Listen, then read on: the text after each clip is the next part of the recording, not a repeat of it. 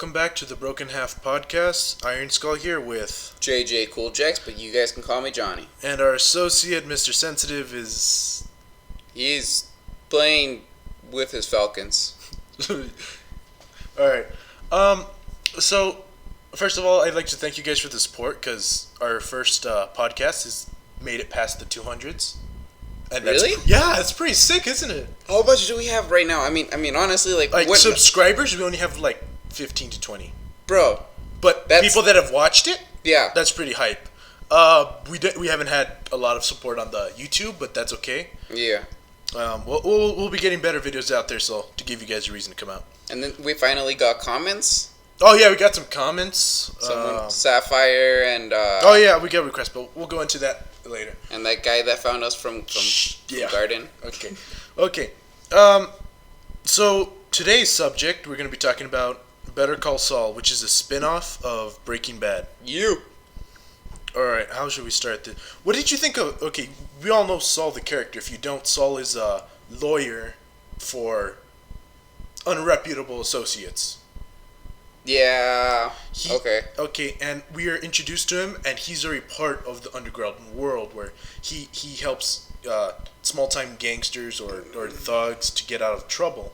Well, that's more of like where we're seeing him from Breaking Bad. That's what we're going into right now. Oh, okay. That's what we see Saul as. He's built up this little tiny establishment. Yeah, with guards and everything. So, what was your first impression when you saw Saul on Breaking Bad?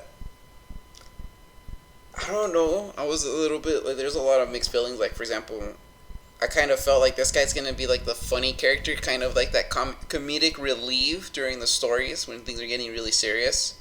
The second thing that I was seeing is that he's gonna play a huge role within the show itself.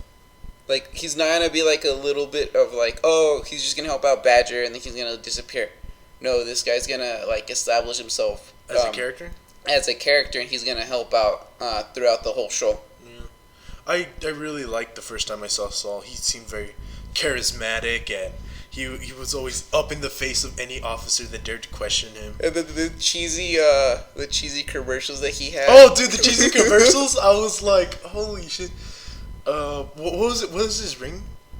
It was I don't remember. There's so many. Like there's like, I don't know. It was so stupid. I remember from the song, one of them that it listed. It was like, if you're driving drunk and you get in a car crash, and then it's like, you better call Saul.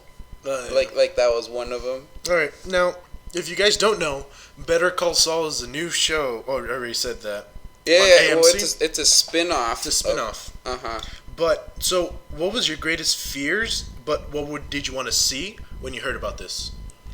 I knew as soon as they announced that they were going to do Better Call Saul that this was going to be that show that's not Breaking Bad. It's just Better Call Saul. Same universe. It's the same universe, but it's not Breaking Bad. And I think a lot of people started fearing about that it was going to be like Breaking Bad. Yeah, Saul turns into a badass for some reason. Yeah. But like, what my main concern was is that it's gonna let us down as a fan base, because if you've seen Breaking Bad from the beginning to the end, it was super hyped and it was always interesting and things were escalating as time progressed.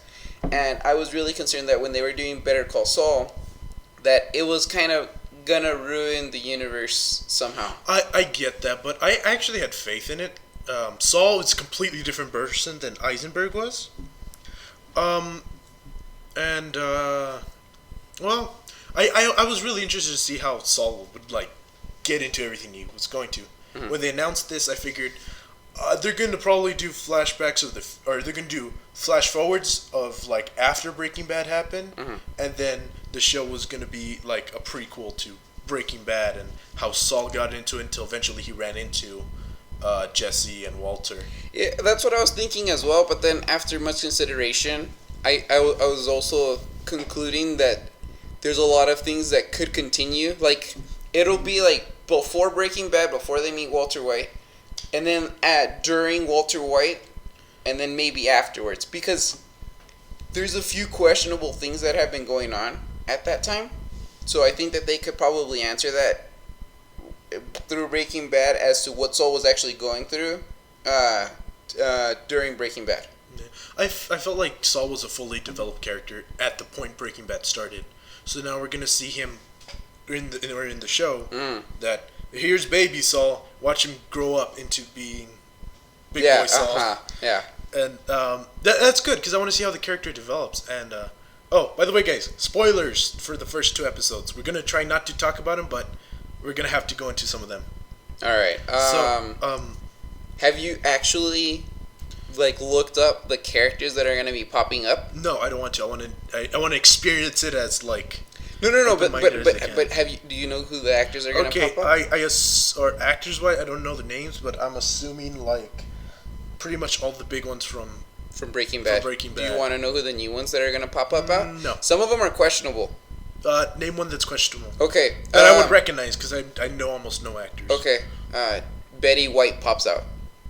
She's gonna be playing the character of Saul's mom. So I was a little bit like, hold on, Betty White's in this shit? Dude, I thought she was dead. I would imagine why, given her age, but she's still here. Alright, yeah. So you saw the first episode, right? Yeah, saw it on the day. What did you think about it? I was a little confused in the beginning. I literally thought I was watching Walter White in the beginning. Why? Because of the hair and I don't know. I was thinking the hair. Oh, okay. The flash forward. Yeah. I was thinking, that we're watching, Walter White. At a Cinnabon. At Cinnabon, doing this and that, and getting all fearful, and then after a certain point, I realized that it wasn't him, and I realized that it was Saul, and I was like, fuck. I was looking at Saul, and it was like, yeah, this is where he went to when he left town. Yeah, well, this is where he ended up. Yeah. He didn't have much of an option. Yeah, I mean, he has piles and piles of money, but you need a job to, like... Well, but okay, we know how much Walter White had, technically, but we don't know how much he had. You would assume he'd have a good number, considering how much shit he's gone through. What was it? He get 20% of the whole thing? Yeah, regardless, that's still a lot. But he got the original cut, not, like, after they lost a bunch of it. Well, Walter lost a bunch of it. Yeah, Jesse did, too. With all those hobos. And that yeah, money spree... You know what? I think Saul's the only character that actually kind of survived the initial like money loss problem, because the only ones that were affected was Walter, not even Walter, but Jesse for sure. Yeah, it just got messed up. Jesse pulled out too early.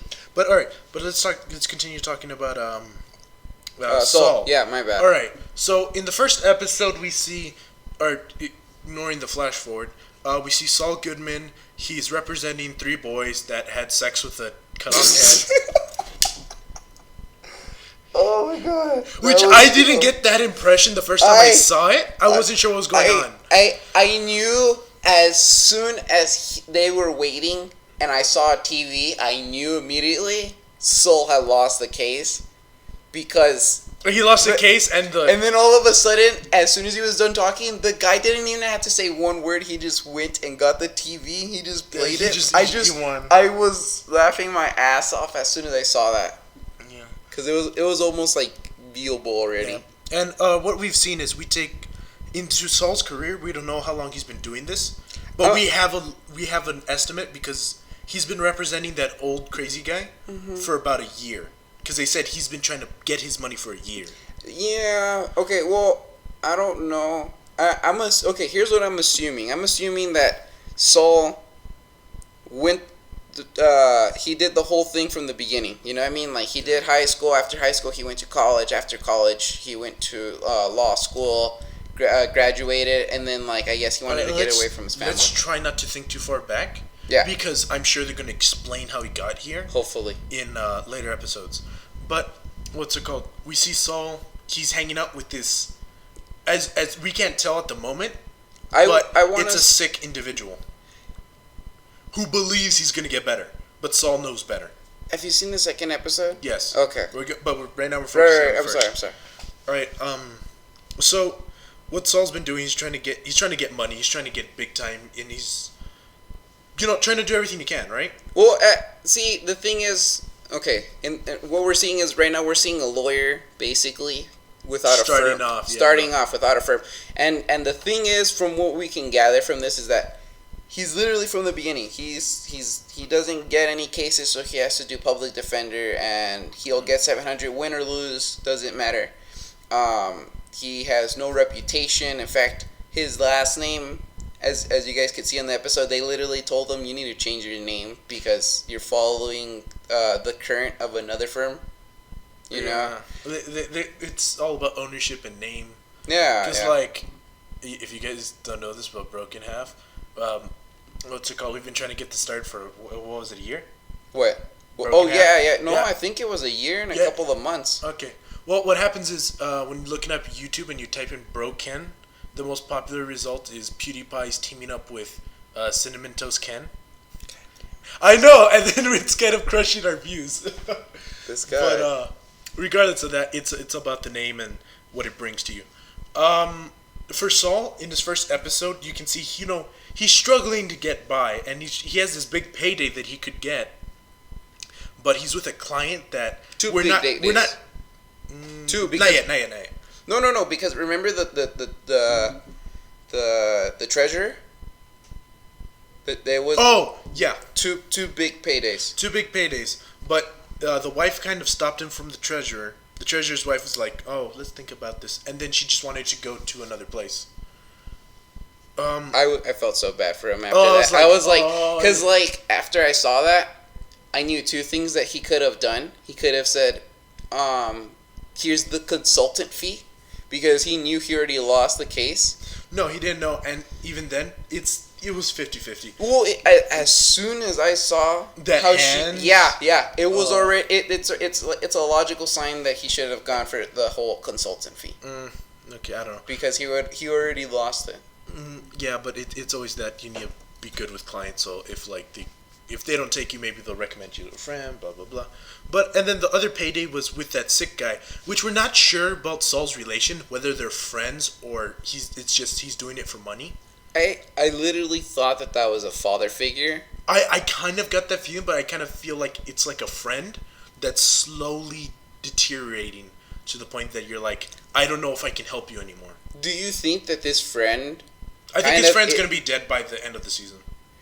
But no. I'm saying, like, do you think that this friend kind of influenced Saul to look into lawyering and I mean law and being an attorney and this and that? I don't think the relationship goes that far.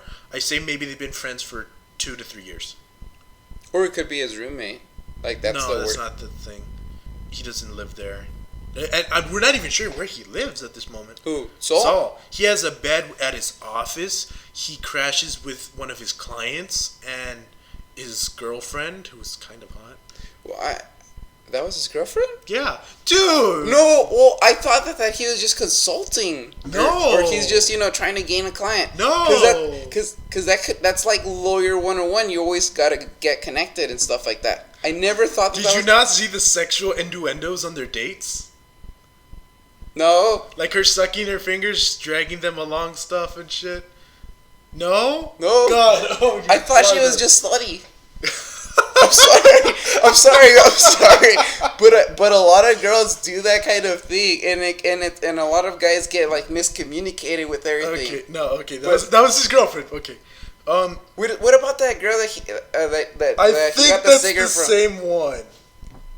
No, it's not. No, it's not? Okay. No, it's not. I'm not sure then. Alright, okay, but back to the matter at hand. Mm-hmm. Alright, so then we see Saul, and then here's my favorite scene, or one of my favorite parts, is he starts driving and he's fumbling with his notes as he's driving, and then BAM! He hits a ginger. I know. That was super funny. I was like, oh shit. And the way the guy came out and was recording, yeah, call the cops, man. Hey, I was like, it seems fishy. I know. Like, because when I saw him hit the windshield, I'm like, okay, maybe this is just a show, but if you hit the windshield, you're fine. But you gotta understand that during that time, anytime that it happens, you go into what's called fight or flight mode, and you panic. Yeah. Majority of the time. Yeah, but if your friend got hit, you wouldn't be screaming at the guy at the car first. You'd be running over to him, making sure he's okay. That's a good point. But another thing is, Saul noticed it the moment they as soon as they asked for the money. and I didn't notice the first time I saw the episode, but on the second time, is that Saul, the moment he hears that, he stomps on the guy's foot to see if he'll flinch, and he does, and he jumps up, he's like, what the hell, man? Oh, you trying to roll me? $500?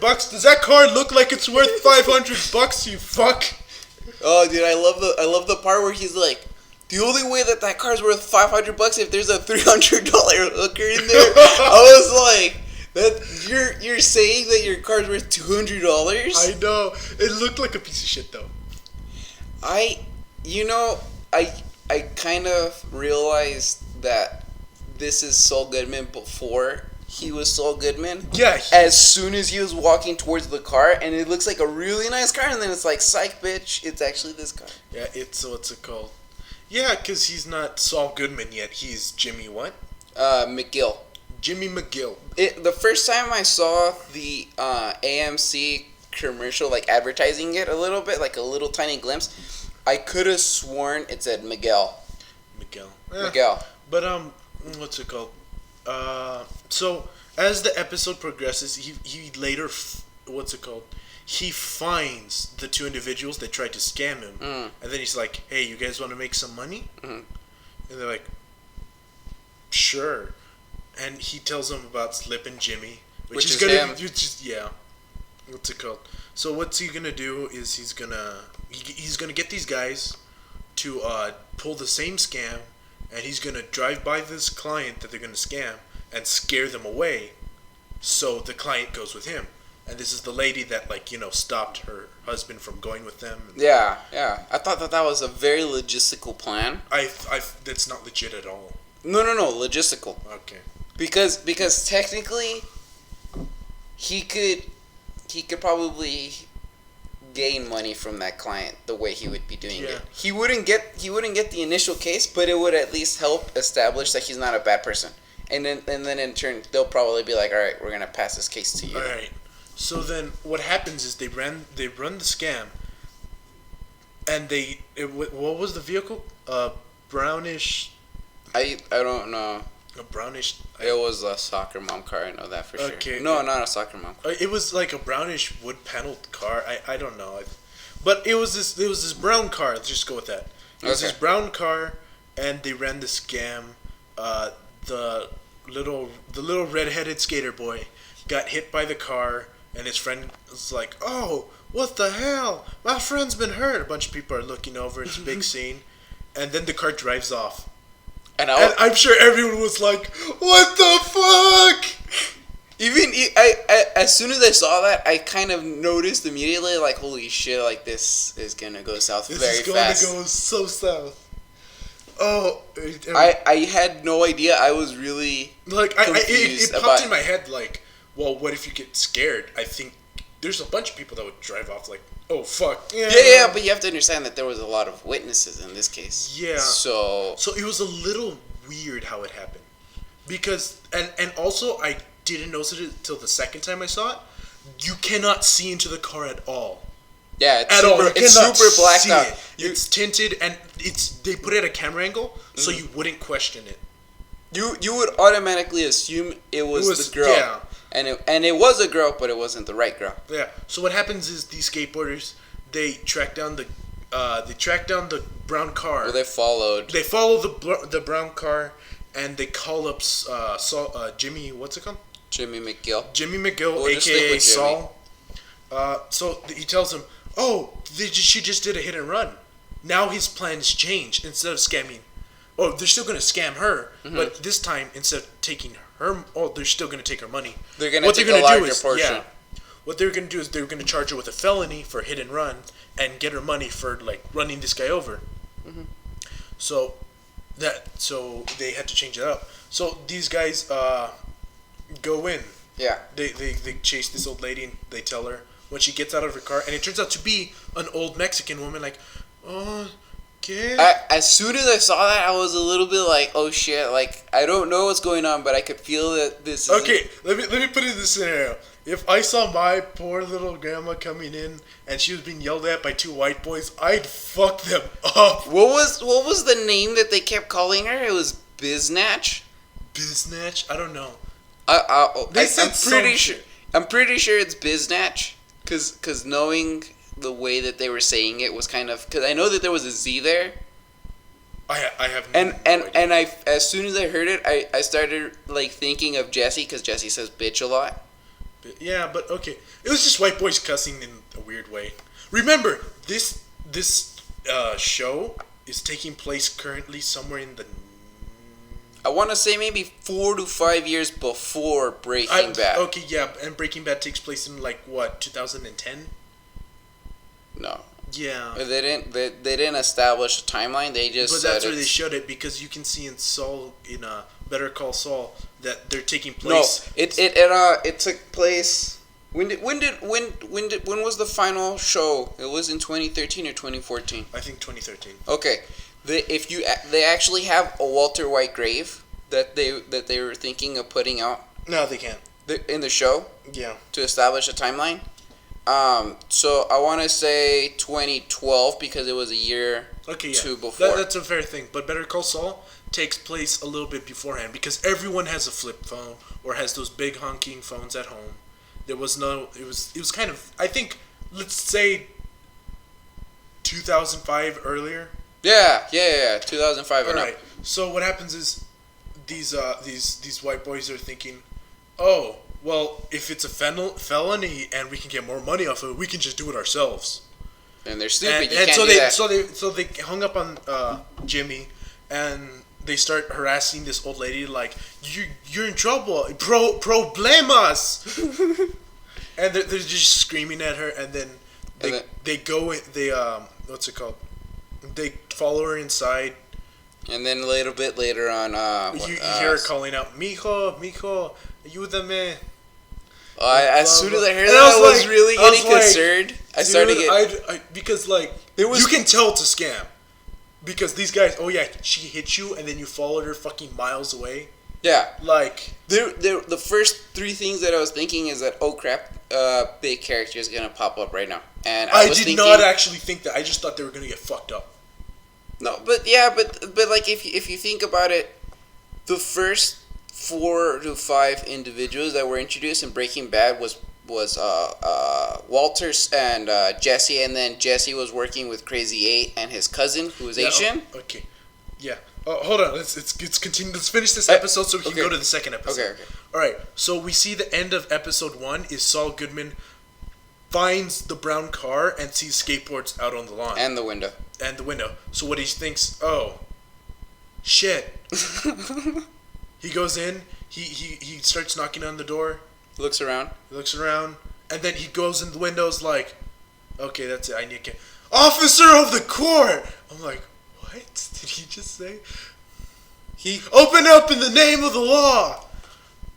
And thought that then was kind of the fun. moment the door opens, there's a gun to his face. When I saw that, I literally thought it was the old woman and that she was Hood.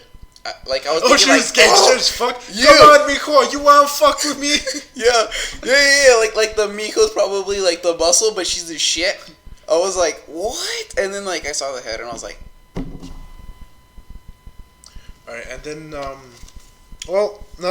moving on to the second episode. all right. We see that what's it called? We see who this individual is that's pointing the gun. Tuco Salamanca. Tuco, big gangster from fucking Breaking Bad. Breaking Bad, You. and he was kind of crazy now that I remember it. Well, I didn't like it didn't hit me immediately. Mm. And then I'm like, oh, okay. you know what? I'm gonna be honest when I say this. When I saw the second episode and I saw the way Tuco was acting, I was kind of concerned a little bit because I was like, holy crap, where's this crazy guy that we saw from Breaking Bad? Well, I understood like why he's not acting up. He didn't It's even the have whole- a grill. He didn't even have his grill, dude. Yeah, but I think maybe something happens to make him a little more. But okay, On edge. Hold on, let's continue. So what happens is these two white boys come in and they're yelling at him like, "Hey, man, you're what did they call her? Your abuelita. No, Your grand. The biznatch. That biznatch. It fucking ran my bro over like he's some sort of whatever. White boy So, power. what happens is the son's like talking to that. They told me I was in trouble, and she's speaking Spanish like an old confused lady. Mm-hmm. And he's like, "Oh, it's okay, madre. Just go upstairs, Watch your just TV. go Higher watch your volume. novelas. Raise up the volume, and I'll deal with this." Like, okay. And they talk to him. He's like, "Hey, man, we have problemas here, bro. Like, what do you guys want? Money." And he's like, "Okay, give me a second." He walks over, he grabs his mother's cane, and bitch slaps them to the floor and starts beating them down with the fucking walker. Yeah, and then then you see Oh, like as Saul gets there, and then you see what Saul's doing on the outside.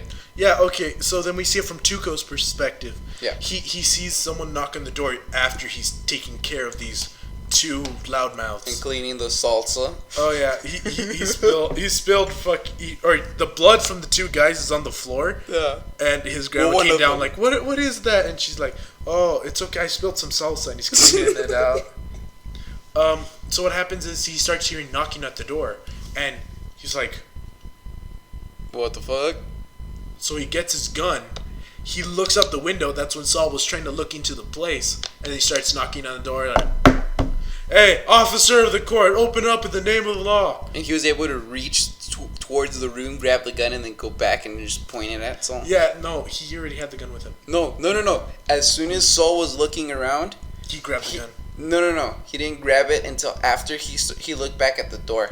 I think you need to watch the episode, because as soon as someone started knocking, he I reached will for the gun. show it to you right now. We'll put All right, pause. we'll look it up. Okay, but so what happens is he opens up the door, points a gun at Saul, drags him inside, and Saul's like, "Oh fuck, oh, he's freaking out."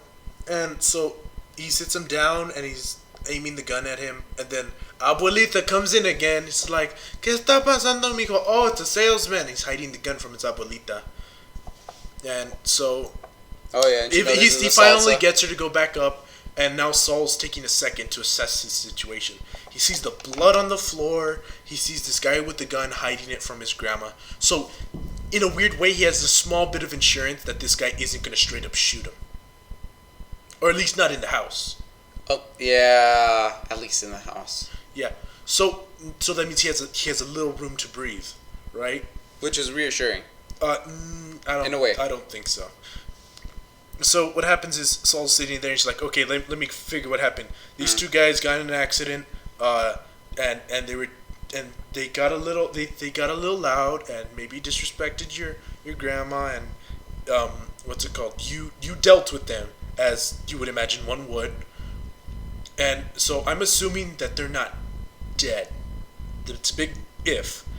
Now, maybe you want to let him come with me, and we will never fucking come back. You will never see us ever again. We'll never bug you." Yeah. And I'm like, oh. That he got through. So then eventually, after persuading and kind of begging, Tuco's like, "All right." He takes him to the garage where he's tied up both the white boys. He gives him a knife. Okay, cut him free. He takes off. It was a big knife too, Hold on, dude. I yeah, was it like, was nice. shit. So he takes off the duct tape from one of the skateboarders, and the skateboarder guy screams, "It was him! He was trying to punk your grandma! Yeah, He had us punk your grandma!" And I was like, You idiot! You ruined it. "Oh my god!" My first thing would have been to tell them is "Don't say anything, and I'll get you out. We'll be fine." Yeah, but you have to understand that Saul was assuming, "Hey man, I'm not tied up. I'm here taking off the tape off of you. Shut up and don't do anything." I would have taken off the tape. I would have done that. No, now because they have said this, they've kind of sealed their fate. So at this point, Tuco gets a couple of his buddies. They throw them in the back of a fucking van, and they carry their asses out in the desert. So the next scene, they're all tied up in the desert, about to be killed. Same place that I don't know if you've noticed, but that's the same place that he also ended up in Breaking Bad. It kind because I was watching it when I was watching Story Sync, and it popped up that that this is not the first encounter that Saul has had in that particular desert. Yeah. And I'm gonna mention that right now because I have to explain something to you. All right. So now at this point, they're all gonna be killed in the desert, but Saul's telling them, "No, come on. You get nothing from them killing us. We will never say again." And then now at this point, Tuco's wondering, okay, who is this guy? Are they sending? Who are they working for? Are they working for the police? And what's going on? So now we're gonna talk about the torture method. He puts wire cutters? I know, yeah, it was wire cutters, but very thick. Yeah, so he puts it to his finger and he's about to cut off his finger. Tell me, stop lying to me. I'm a lawyer, and we were trying to punk some dude. It was just a misunderstanding. I'm sorry. I'm a lawyer. And he didn't. And then he was about to cut off his finger, and it's like, fine. I'm FBI. I'm Agent Steele. That guy he made me laugh so much when he said that. Yeah, but the way how calm he was when he was saying this, was nice. So you can tell Saul's a good liar. So he's like, he makes up the story like, we've been investigating Operation King Breaker. Oh, I was laughing my ass off because he's like, "You, but king," and I was just like laughing. Tuco's gloating. Said, "See, now he's an FBI. Now we gotta cut him up and shit." Now Tuco's right hand man. Oh, who is that? Is that his cousin? I want to say, here's what I'm thinking that's going on. I want to say that Tuco's more of the muscle, and that guy's more of the logistical. I think Tuco's the head of the thing. No, he makes the choices, but this guy helps, advises him. We'll leave it down as advisor. But right now I'm considering him as a cousin because I wouldn't if I was that crazy and in charge, I wouldn't take advice from anyone unless they're a family. All right, so we're gonna say cousin / advisor / right hand. That's what I'm thinking. Yeah. So continuing on. Where was it? Oh yeah. So at this point, Tuco's right hand man, he's like, "Hey, bro, what, you gonna kill him? This isn't good for business." And he's like, "Those two, they went in my home, disrespected my abuela. They fuck with me," and right? Yeah. And then the guy's like, "What about the lawyer? He's showing respect, right?" I was a little confused about that. How is he showing respect? He's saying, "I'm sorry. It's your thing." He's apologizing. He's begging. He understands. He's not. Okay. I was a little confused when I saw that. All right. So continuing on, what happens is, but he just said he's FBI. You torture anyone, they're gonna say whatever you want to hear. Yeah. Yeah, and we've talked about this before. Which is kind of breaker. Yeah. So then the guy gives, "Give me the wire cutters," and he walks over to the Saul again. Jimmy and gets on his knees and he's like, "Okay, the next words that come out of your mouth better be the truth, or I'm gonna fucking cut you up." And then he's like, "I'm a lawyer. I'm sorry. Why did you say he was an FBI? Because you were torturing him. Let him go." And then at this moment, okay. Now let me explain, because this is a reflection of Saul. One of the times we saw Saul. Because so as Saul is walking away from this, going to his car, and he's about to let these two get whatever's coming to him. He hears Tuco walking over to them, and he knows they're gonna die. So Saul stops. They don't deserve to die. And I was like, he starts bargaining. Okay, hold on. So at this moment, there's a huge contrast to the Saul that we know and the Saul in this show. Okay. Let me explain. Okay. Now, in Breaking Bad, there's a scene where Jesse and Walter take Saul out to the desert, and Jesse's like, "You're gonna give him the best legal representation that you can give him, right?" And what's the first thing Saul says? I don't remember. He says, "Why don't you just have him killed?" Oh, wow. So now looking back at this scene, which is him being in the desert about to die again, rather than trying to save someone's life, rather than just giving them up for his own well-being, he's trying to save them even if that might cost him his life. Oh, okay. So do you see the direct contrast? Yeah, I see it. Okay. So that's really important to know. Now, at this moment, Saul is bargaining with a madman, and he's trying to, go play to his ego. He's like, "You're the judge here, and you gotta be fair. You gotta show them that you're not messed up. You gotta an eye for an eye. So I blind the suckers, eh?" No. Dude, Tuco was hilarious, and he's like, "You want me to blind him then? Let's do it." He's like sticking out his tongue and shit. Oh, dude, that was so funny. So now at this point, Saul's like, no, you gotta be safe. Okay, it's like, I'll break their leg. How many legs? Both of them. No, how about 2 legs? One each. Oh, one. man. It's like, think about it. They're skateboarders. They make their living off of their legs. They by doing the scam, they need their legs. So they were gonna try to get money from you because you supposedly broke their legs. Mm-hmm. So why don't you break their legs so they can never, like, you know? Yeah, and then he was able to bargain 1 leg per twin. Person. So he's trying to say because Tuco's gonna kill him. He was gonna skin them alive, murder them, toss them in the desert.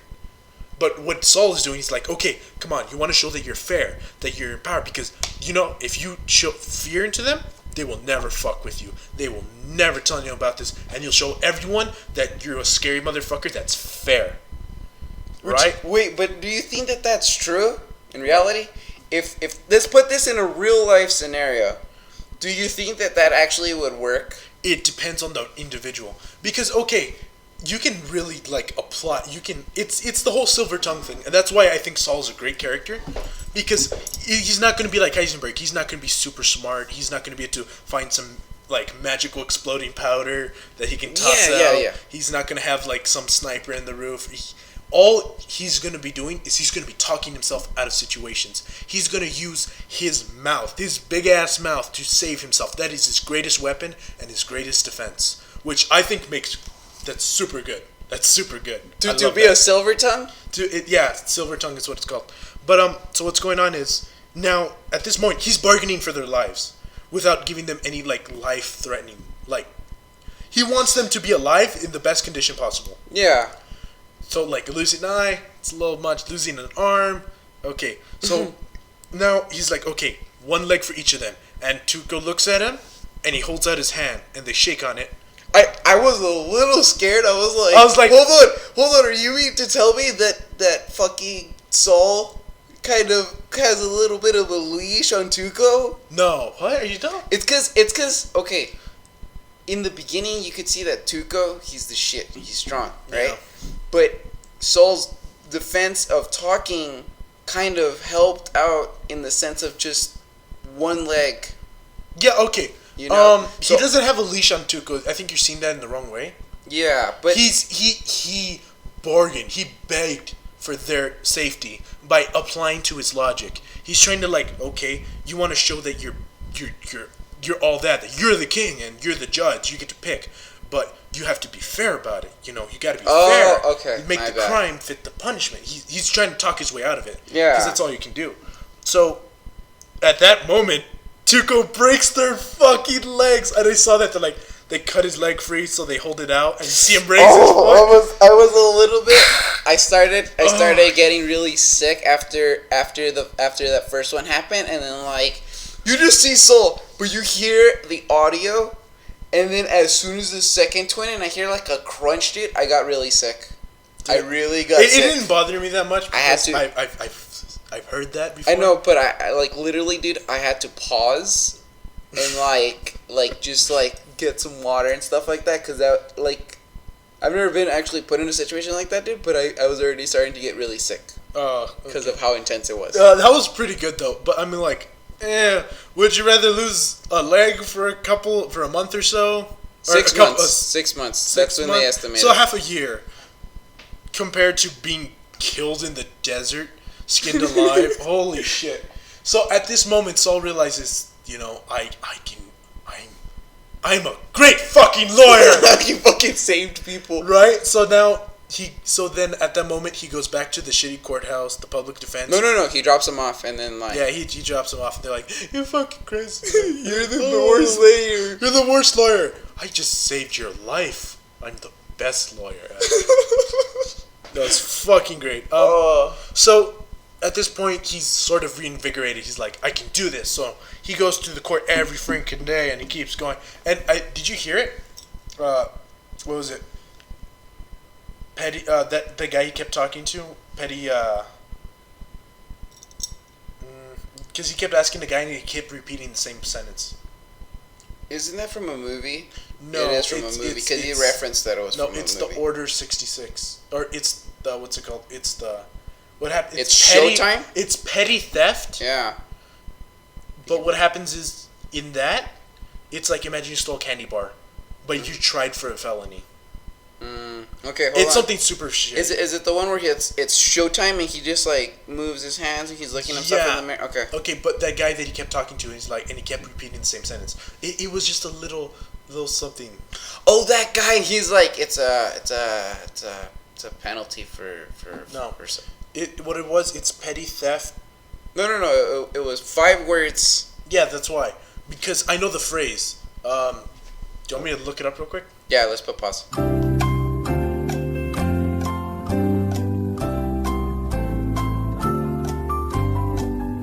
Okay, guys, so we're back and we now have the quote. What was the quote again? It was petty theft with a. Let me check again. Damn it. Okay, petty theft with a prior. Yeah. Which means what's it called? It's also called law or order code 666, penalty code 666. And if you're wondering what he was meant by this, it's as if you had a prior offense. That means like you did something completely unrelated to this crime, like you got arrested for drunk driving or you got arrested for getting in a fight. You did something wrong in the past and it's on your record. And let's say you steal a candy bar, they'll charge you with a felony. Which is ridiculous. Which is completely ridiculous. Holy shit. I don't know much about this, but I'm pretty sure that this is also implemented in Texas. However, Texas I don't think so. It is. Is it? Yeah, because my friend had to go through a process, and they do it kind of weird. Like, let's say that you're under 18. Like, Texas has this weird law where it's like, all right, we're gonna try you as a kid. Unless you're 17, then we may be able to try you as an adult. But what they'll do is that they'll give you 6 months of shit to do.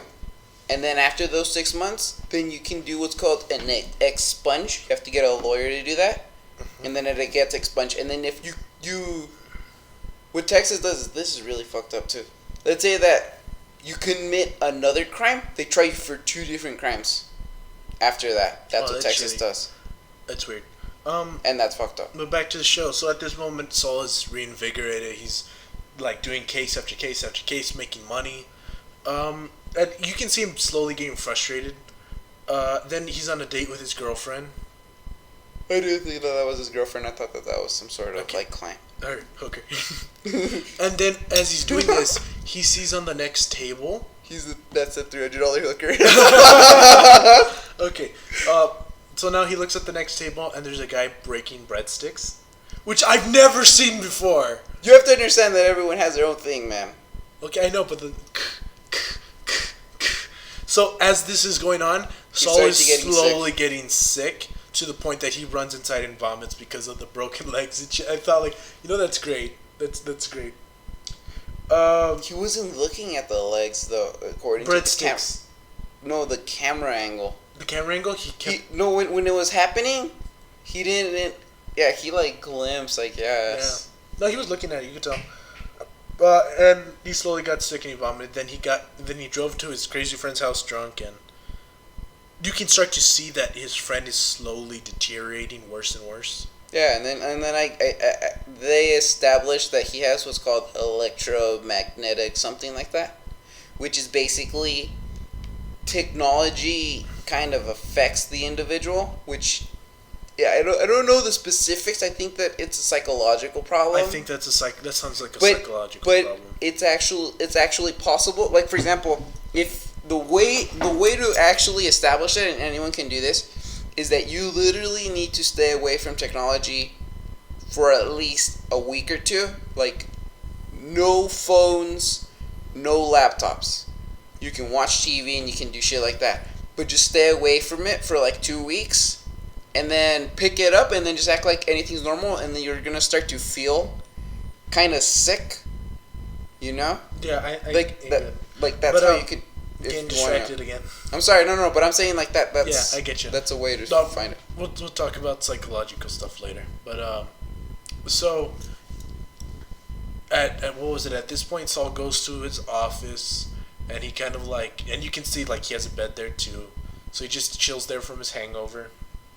Yeah, and then the Asian lady you got a client, dude. I was so excited. I was like, no way. after all this work, he finally gets a client that the returns. moment he decides to relax and shit. I was so hyped for him. I was thinking two things. I was thinking maybe, what that really big firm didn't help out, or they ruined them somehow or something, and that they didn't like it. No, I didn't think it was gonna go there. But yeah, I wasn't sure what it was. I felt like maybe it was gonna be like a little case or something. Could be Jesse Pinkman. No, that's stupid.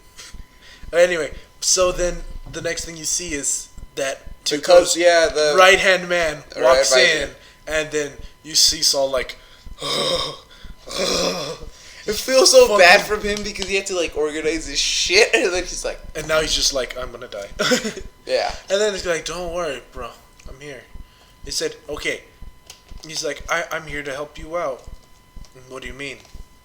Okay, you said there was a guy. You said there was these people that stole a bunch of money, right? Where did they put it? Is it in cash? I don't think they had a full understanding of what was going on. Mm-hmm. So he's like, hey, if you tell me where it is, we'll take it and give you a finder's fee. As soon as I heard that, I knew immediately that this character is gonna be the guy to kind of help bring out Better Call Saul. Yeah. Because this guy's gonna play that role of influencing him. Yeah. What's it called? When I was looking at it, yeah, and you see how the conversation was. Saul's like, I'm not a bad guy. I don't do crime. I'm not like that. He just wanted to commit a crime. He just tried to pull off a scam. I know, but he realized how bad that one, and so it's like, I'm not a bad guy. I made a misjudgment, but that was because I was low on my luck. And he's like, I'm not a bad guy.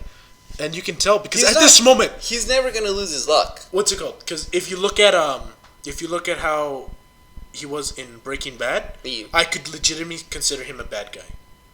He helped bad people do bad things to the point where he'd be willing to get people killed. You gotta understand that at that point he needs money and he doesn't give a shit because he sees crime as an organization that he can profit from, and he's just the side guy.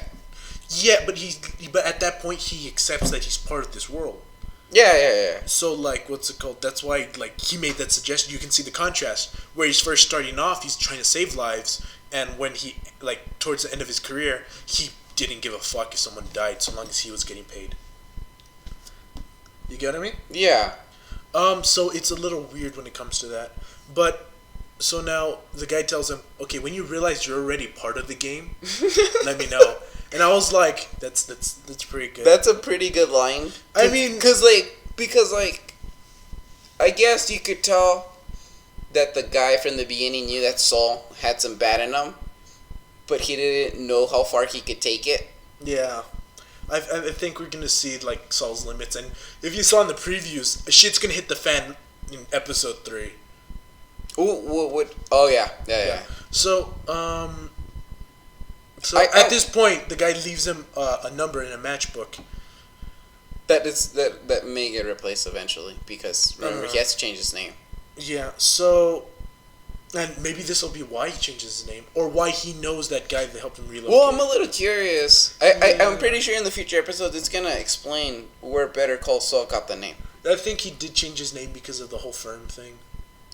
I think that was one thing. What was the guy's name? The old man? Do you know what his name was? I don't know, but I think that could probably come up.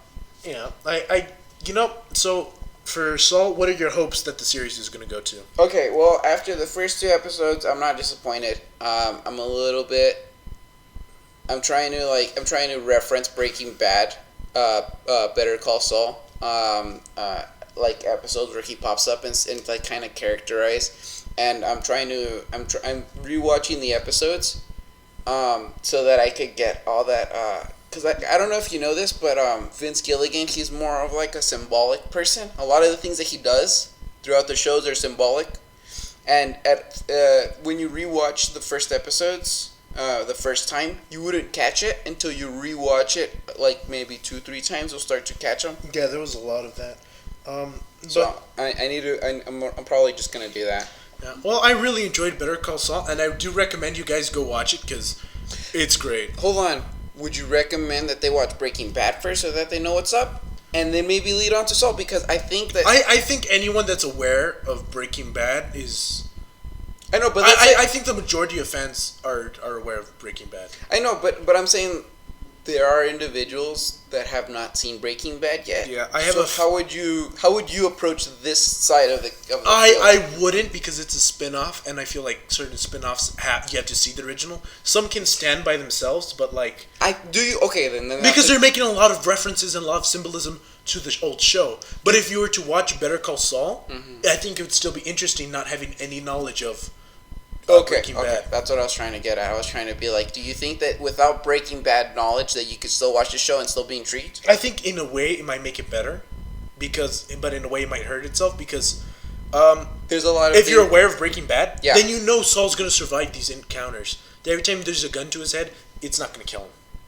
Yeah, because we've seen the future, and we see that he has fingers, 10 of them. You know, so. Because, like, remember when they were about to chop off his finger? Yeah. I was thinking, like, oh, crap, they're going to cut it off. And then I was like, wait a second. They can't. He has. So, that's the whole thing is, like, this is a prequel, and we have to understand. Also, we're going to be having flashes of the future and what it's going to be leading up to. But I recommend that you watch this show. It's a pretty good show. The intros are very interesting. The shows will be airing on Monday at night. Yeah, so check your local listings. It's on AMC. And I think that's it for... No. We have to do the announcements, remember? I know, but I think that's it for Better Call Saul. I don't know. Okay, we can go more into it later, but yeah. I think this is just an introduction to you guys. Just to see what you guys are thinking about the show and everything. Yeah, let us know, because, like... We were having a debate whether if we want to, like, maybe do this weekly with the episodes, that way we could just talk about, like, the Breaking Bad fan base a little bit. Yeah, but then if we were to do that, I would like to talk about other stuff, because we can do that. Yeah, okay, but I think for now this is just going to be a singular podcast. If you guys want more, let us know in the comments. Like, rate, and subscribe. Yeah, please, it makes us feel loved. And comment. My bad, I always forget that one. So, yeah, okay, I think we need to move on to our slice of life already. Awesome. Okay. So what happened to you today, and what's been on your mind? We're gonna talk about this. Yeah. Okay. So, I was supposed to pick up Iron Skull from school, and I'm right before I told him, "Hey man, I'm gonna go to school, and then I'm gonna come and pick you up." And I had my friend the day before, he offered me to go get him something. I don't want to talk about what the something is, but I had to go run and get it for him just because I charged him a little bit more than what it was worth. So I went and I got this item, and I'm driving. I'm at a red light, and all of a sudden my car just stops. It just dies. In the middle of the lights? No, like the light was already red, and it just dies. Like, it doesn't, it like...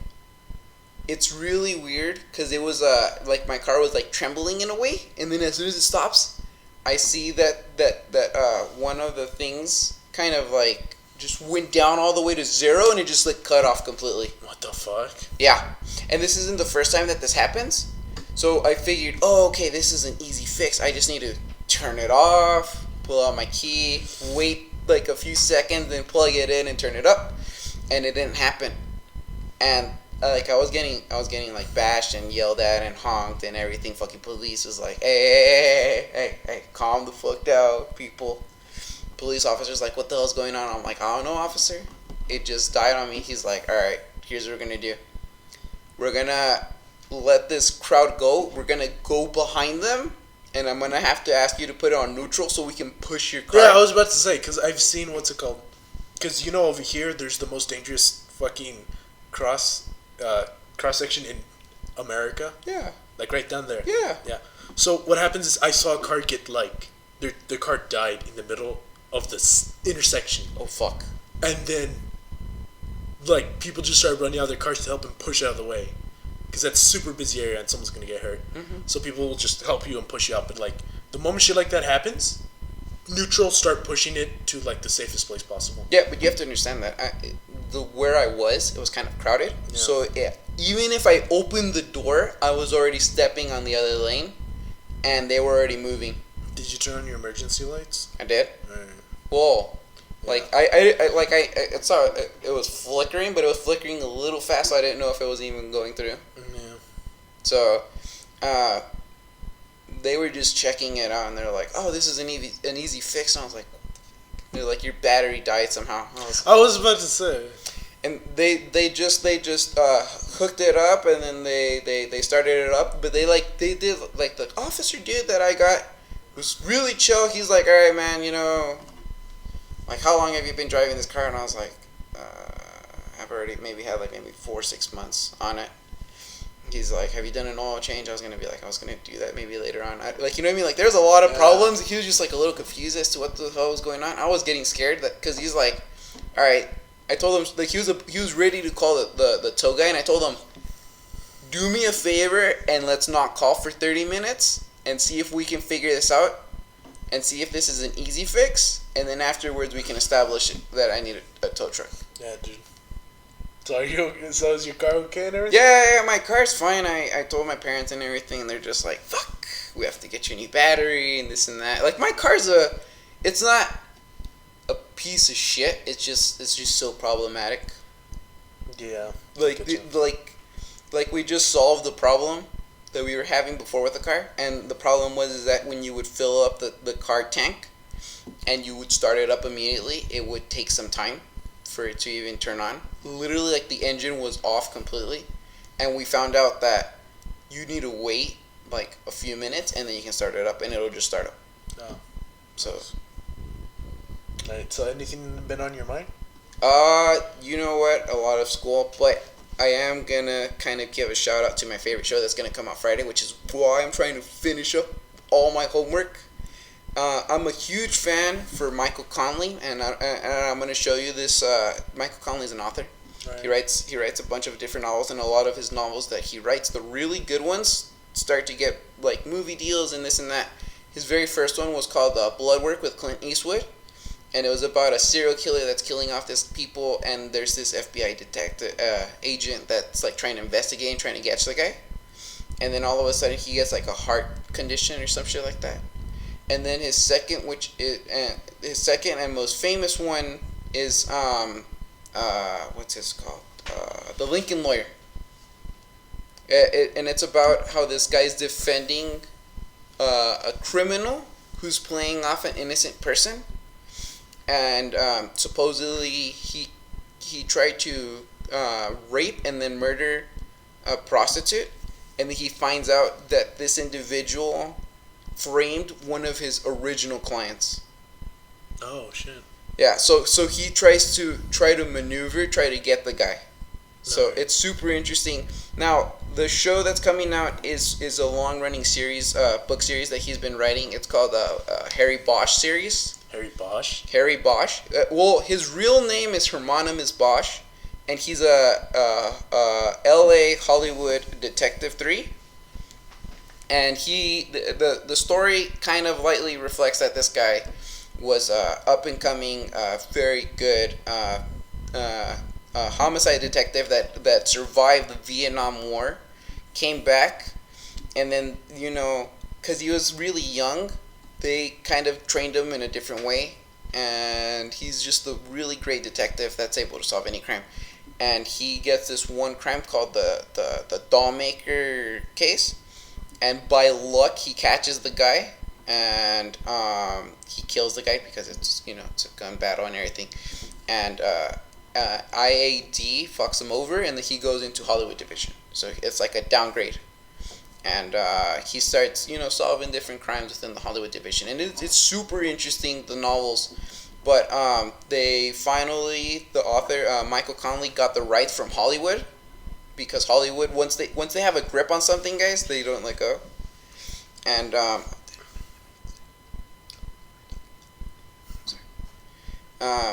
so he finally got the rights and everything, and he finally said fuck it, and he talked with Amazon, and they helped them produce the show, and they had it up and running, and they're gonna have the very first season out on Friday. It's gonna be like 10-11 episodes or something.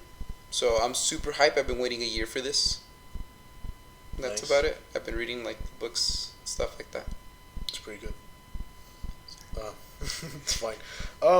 So if you know me in real life, I've been asking a bunch of people lately, like, Hey, do you know any vegan recipes or do you know any vegetarian recipes? Right? I do now. Yeah. Now Well, that you prepared me. what happens is today I was at school, and I was walking out of the building, and there was this is a pretty blonde chick with a green dress, and she was passing out these little flyers, and I was like, "Fuck, I can't get away," because like she's right at the door. You can't ignore it. And she's like, "Hi, here you go, and take one of these." And blah, blah, blah. I'm like, "Okay, what the hell is this?" So I see animals on it. It's some fucking dumb group or something. And what it was what's it called? People that don't eat meat not because they don't think it's unhealthy or because they don't want to. They're the whole anti-cruel food movement. What the fuck? So like, Any food that harms an animal, bad. Because if you didn't know this, pigs are smarter than a dog. yeah, I know that. So like when we murder them, they know they're getting murdered. They're conscious of it, which is like, it's just terrible. But there's a bunch of stuff that they talk about, and like I was looking at the flyer, I'm like, okay, yeah, I know all this stuff. Oh, free vegan recipes. Oh, okay. Because they're trying to like because this isn't a business. Yes. It's a group trying to promote like harm-free Food. Now let me explain to you. That's not gross, or depending on what you like. Because some of the food, because you can't have certain animals Tofu. into it. Yeah, tofu and tofurkey, if you've ever heard of that. No, mom, this way. Tofurkey. I'll show you That's later. so nasty. Okay. Actually, but tofurkey. But what happens is what's it called? It was for like animal food, right? Mm-hmm. And so that means like dairy's not allowed in there. So they use a lot of like. Why would? Okay. It doesn't hurt the cow. Yeah, it does. I'll explain to you that later. Okay. It's animal rape. Oh. Okay. Okay. Okay, do you want me to explain this real quick or no? Yeah, go for it. Because if not, it's gonna be on my mic, and people are gonna be curious anyways. So so if you guys don't know how we get milk, or if you've never wanted to think about it, we get it from the women. we get it from The mom cow. From a cow, right? Yeah. The cow has to be pregnant Okay. to produce milk, like all mammals. Okay. So, but cows only produce a little bit of milk after giving birth to a calf. So they get the cow. So here's the basic cycle of a cow's life in farm. The cow was born. The cow was with the mother for a week. Mm-hmm. Then they take that little cow away. Mm-hmm. They rape that cow. They have a bull breed with the cow forcibly, or they get the semen and inject it into the cow. Why? Making it to be pregnant. The baby cow? Yeah, the calf. Well, it should be like almost matured, but like it's super young. What the fuck? So now that cow is pregnant and it's giving off milk. Right? They're milking it. Nice rich now, milk. Okay. When the baby is born, they leave it with there for a week. Then they take away the baby. And that's the Hold cycle. on, that's not the cycle. That's not where it ends. So this cow that has been pregnant, it's gonna be milked till it cannot produce milk anymore. Then it's gonna get re-impregnated. Wow. And this is gonna continue until the cow can no longer produce babies. Which makes hamburgers eventually. Yes, what happens is at that point, after they've been raped and milked for years, they get sent to a slaughterhouse and they're made into ground meat, which is the lowest form of meat. So, yeah, that's a cow's life in captivity. That and that is sounds so extremely cruel. It's fucked up. What about the guys? What about the bulls?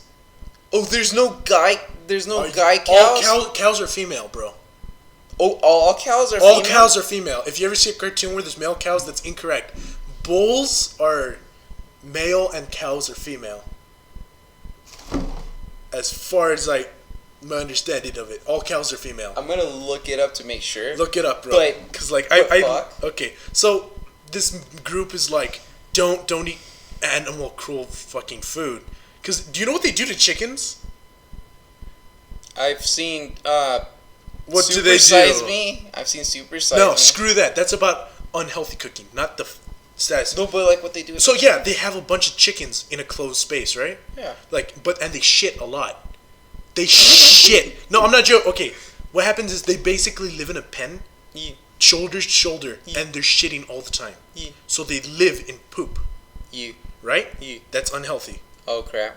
Right? Okay. But that's not the worst thing they do to the chick. When they're born, when they're little chicks, they put them in this little machine that breaks their beak off. What? Because when chickens are that close together, they'll start pecking each other. Because they don't like being close. They like their own personal space. That's fucked up. So that means what they do is they break the tip of the beak off, and it's not like what's it called? It's not like, oh, it shouldn't hurt them. No, that's sensitive. It's like imagine someone, oh, we don't want you to bite people, so they break your teeth in half. Fuck. And so these chickens don't like get better in a day. They are in pain for months. Oh my god. So they realize food is cruel. This type of food is cruel. Here, eat these fucking sugary ass treats that have nothing to do with animals, or eat this like vegetables nueces and shit like that. Yeah, stuff like that. And I gotta tell you guys, I fucking love meat. I do too. I'm all American, dude. I tried to turn vegetarian for a whole week, and as soon as I was introduced to meat, I said fuck vegetarians.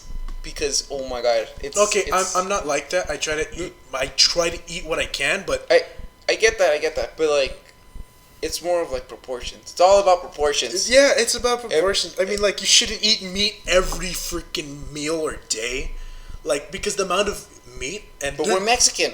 Hold on. Huevo con jamón. Cállate, güey. Okay, now we gotta talk. Now, if you don't know this about the American people, we consume so much meat that they've made video games about it. Shut up! Dead Rising is just a zombie game. Its whole story is based around the idea that America eats so much meat that we can't produce enough. And that's why we have zombies. And then they go into why we have zombies. We'll talk about that later. Alright. But so they handed me this flyer and it talks about like all the cruelty to the animals that we eat all the time. Fuck. And all this stuff. And I'm like, okay. And we'll give you a free cookbook so you can help not harm animals and stuff. For free. And I was like, why did you contact me about a vegan meal then? Because it happened today. It happened 5 minutes ago. Oh, okay. I thought you were like, no. Because you asked me a couple of days ago, dude, are you vegan? And I felt a little bit insulted because I was like, I'm starting off. I don't know shit about eating this. All I know is that I'm not allowed to eat meat for a whole day, and I have to eat a bunch of like greens and shit. But that food's good if you know how to cook it. Me trying to become a chef, dude, I know how to cook it. Dude, you know what the best thing about being a vegetarian for a day? What? For if you lunch, say meat tastes better for lunch, here's what we have. What? We have papa with the skin, right? And then we have buttered corn and like fresh vegetables and shit like that. And I don't know how my mom was able to do it, but like I guess she found like some food that tastes like meat, but it's not. Maybe you got some tofurkey. Shut up! I hope I didn't get tofurkey. Okay, so I think that's done for the slice of life, and I hope you guys enjoyed the video. And now we're gonna do an announcement or two. What you have for us? All right, so I figured that you guys are doing your own gameplay, and I haven't done anything yet, so I put myself on the light. So you're trying to start uploading? I was thinking about it for about like maybe 4 weeks, or when we were starting, because like I started realizing, oh crap, you guys are starting to pull out a lot of videos. So I said, you know what, I'm gonna get a game that I can play on my Mac, and I'm gonna start uploading videos and stuff like that. And I looked into the Mac, and I looked into a bunch of games, and I was originally gonna do Dying Light. Unfortunately, it's not Mac compatible, so I was a little bit. Huh? It's allowed, but I can't find it. You can't find it. What do you mean? I can't find a way to get the game so I could play at the time. I'll help you out then. I even looked through Steam. Steam only had it for the PC and some Penguin thing. I don't know what the fuck that is, but whatever. Mm-hmm. And I ended up with, you know what? I want a long running game that I won't like finish something you can abuse the shit out of. Yes, and someone informed me because I like to play on my my iPhone a lot, and I play this game called Civilization Revolution, Alright. which is like conquering the world in like 4 to 5 different manners. Someone told me, "Hey man, have you played Civilization 5?" And I was like, "The fuck is that?"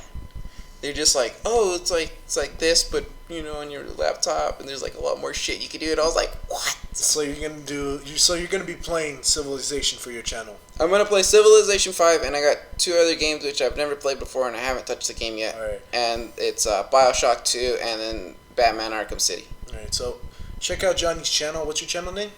JJ Cool Jacks. JJ Cool Jack. Or JJ Cool Jack. We'll try to put a link at the bottom. You.